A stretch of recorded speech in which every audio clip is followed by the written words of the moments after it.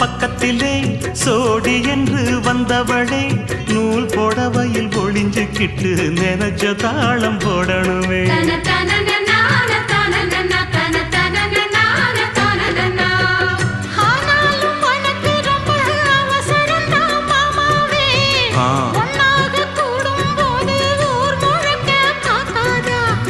பார்த்தாலும் தவறு இல்ல பனியுறங்கும் ரோசாவே உன்னால சொத்த வச்ச மூக்குலதான் வைக்காதா.